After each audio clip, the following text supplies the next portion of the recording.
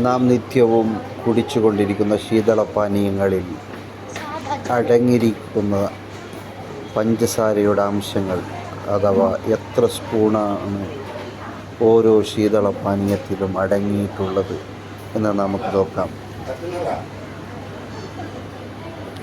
നമ്മൾ ഒരു red bull കുടിക്കുകയാണെങ്കിൽ അതിൽ 8 സ്പൂണോളം പഞ്ചസാര അടങ്ങിയിട്ടുണ്ട്. അതേസമയം നമ്മളൊരു കോളയാണ് കുടിക്കുകയാണെങ്കിൽ അതിൽ 7.6 സ്പൂണോളം പഞ്ചസാര അടങ്ങിയിട്ടുണ്ട്. ഒരു പെപ്സിയാണ് നമ്മൾ കുടിക്കുകയാണെങ്കിൽ അതിൽ 7 സ്പൂണോളം പഞ്ചസാര അടങ്ങിയിട്ടുണ്ട്.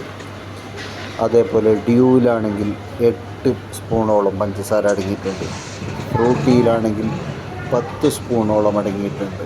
ഇനി മിറിണ്ടയാണെങ്കിൽ 5 സ്പൂണോളം ഷുഗർ അടങ്ങിയിട്ടുണ്ട്. അപ്പോൾ നാം നിത്യേന എത്രയാണ് ഷുഗർ കഴിച്ചു കൊണ്ടിരിക്കുന്നത് നമുക്കൊരു കാൽക്കുലേഷൻ കിട്ടും.